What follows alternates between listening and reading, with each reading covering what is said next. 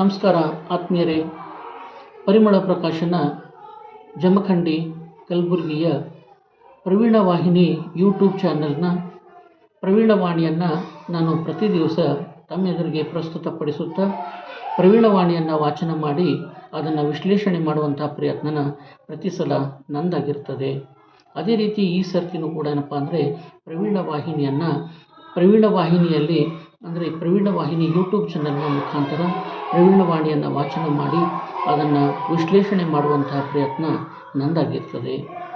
ಇವತ್ತಿನ ಒಂದು ಪ್ರವೀಣವಾಣಿ, ಒಮ್ಮೆ ಕೈ ಚಾಚಿದರೆ ಸಾಕು, ಹೌದು, ಒಮ್ಮೆ ಕೈ ಚಾಚಿದರೆ ಸಾಕು ನಾಲಿಗೆ ಬಿದ್ದು ಹೋಗುತ್ತದೆ. ಹೌದು, ನಾಲಿಗೆಗೂ ಕೈಗೂ ಅಗಾಧವಾದಂತಹ ಸಂಬಂಧಗಳು ಅನೇಕ ರೀತಿ ಇದ್ದಿದ್ದು ತಮಗೂ ಗೊತ್ತಿರೋದೆ. ಕೆಲವು ಸಂಬಂಧ ಬಾಹ್ಯವಾದದ್ದು, ಇನ್ನೂ ಕೆಲವು ಆಂತರಿಕ ಸಂಬಂಧಗಳನ್ನು ನಾವೇನಪ್ಪ ಅಂದರೆ ನೋಡ್ಲಿಕ್ಕೆ ಸಾಧ್ಯ.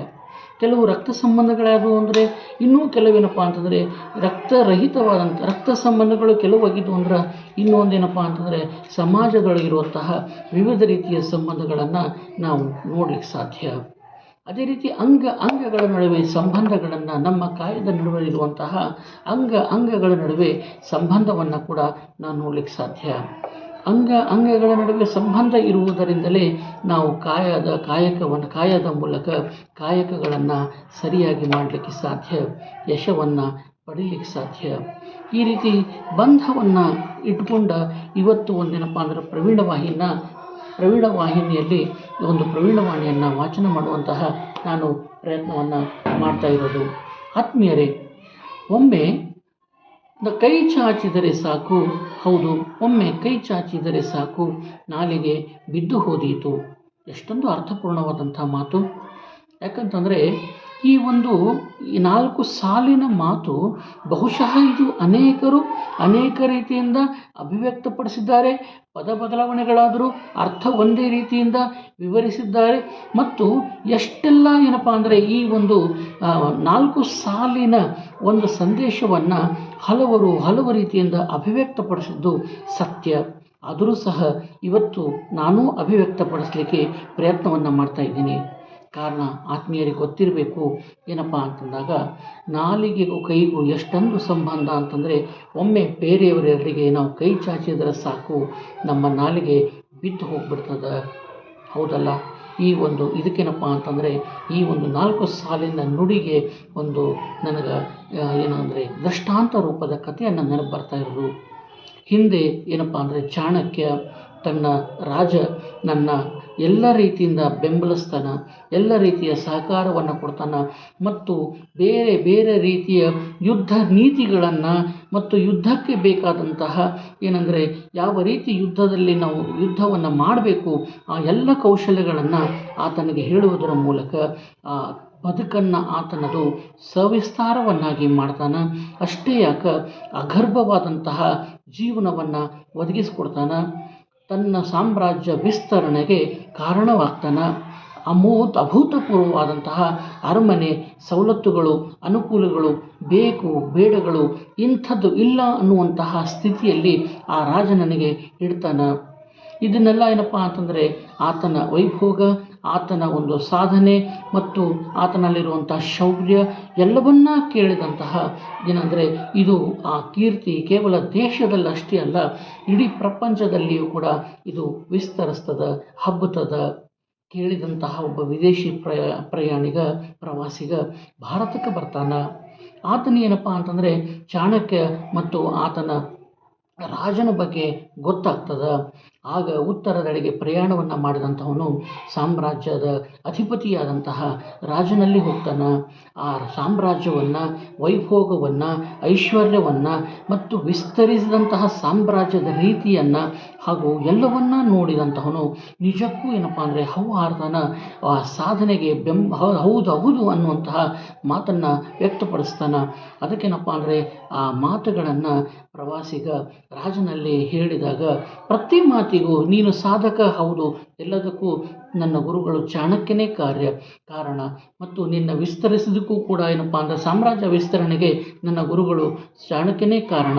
ಹೀಗೆ ಪ್ರತಿ ಮಾತಿನ ಕೊನೆ ಏನಪ್ಪ ಅಂದರೆ ಗುರುಗಳು ಚಾಣಕ್ಯನೇ ಕಾರಣ ಅನ್ನುವಂಥ ರೀತಿಯಲ್ಲಿ ಆತ ಮಾತನ್ನು ಬಹಳ ನಯದಿಂದ ಮುಗಿಸ್ತಿರ್ತಾನೆ. ಪ್ರವಾಸಿಗನಿಗೆ ಎಷ್ಟೊಂದು ಆಶ್ಚರ್ಯ ಕೌತುಕ ಆಗ್ತದೆ.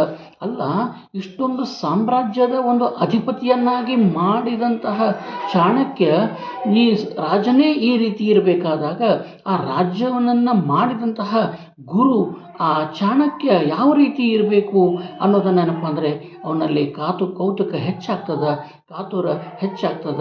ಅವನೇನಪ್ಪ ಅಂದರೆ ಹೊರಗೆ ಬಂದವನೇ ಇತರರನ್ನು ಕೇಳ್ತಾನೆ, ಚಾಣಕ್ಯ ಎಲ್ಲಿರ್ತಾರೆ ಅಂಥೇಳಿ.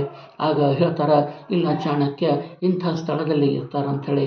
ಹೋಗಿ ನೋಡ್ತಾನೆ, ಅವನಿಗೆ ದಂಗ ಬಿಡಿತದ, ಆಶ್ಚರ್ಯ ಆಗ್ತದ. ಯಾಕಪ್ಪ ಅಂತಂದಾಗ ನೋಡ್ತಾನೆ, ಆ ಒಂದು ಅವನಿಗೆ ಏನಂದರೆ ಇಡೀ ಸಾಮ್ರಾಜ್ಯದ ಅಧಿಪತಿಯನ್ನೇ ಮಾಡಿದಂಥವನು ಮತ್ತು ಏನಪ್ಪ ಅಂತಂದರೆ ರಾಜ್ಯ ವಿಸ್ತರಣೆಗೆ ಕಾರಣನಾದಂಥವನು, ಸಕಲ ಐಶ್ವರ್ಯಗಳಿಗೂ ಕೂಡ ಕಾರಣೀಭೂತನಾದಂತಹ ಯಾರು ಚಾಣಕ್ಯ ನೋಡಿದರೆ ಎಂತಹ ಆಶ್ಚರ್ಯ.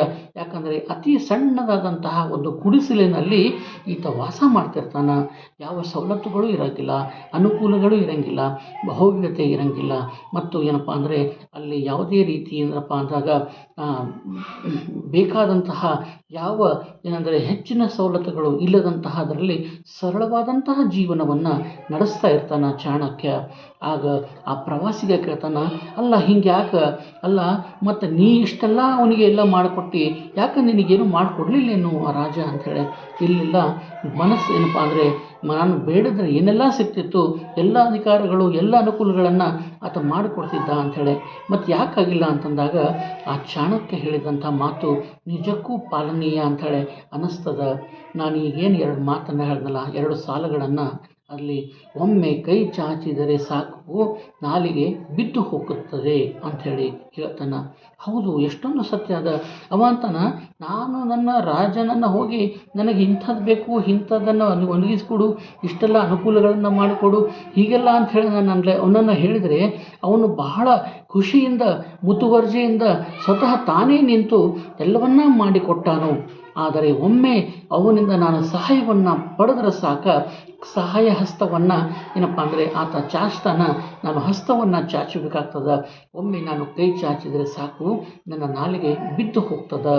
ಯಾಕಪ್ಪ ಅಂತಂದಾಗ ಅವನಿಂದ ಸಹಾಯವನ್ನು ಪಡೆದಂತಹ ನಾನು ಆತ ಯಾವುದೇ ತಪ್ಪನ್ನು ಮಾಡಿದ್ರೆ ನಾನು ಏನೂ ಅನ್ಲಿಕ್ಕೆ ಆಗಂಗಿಲ್ಲ.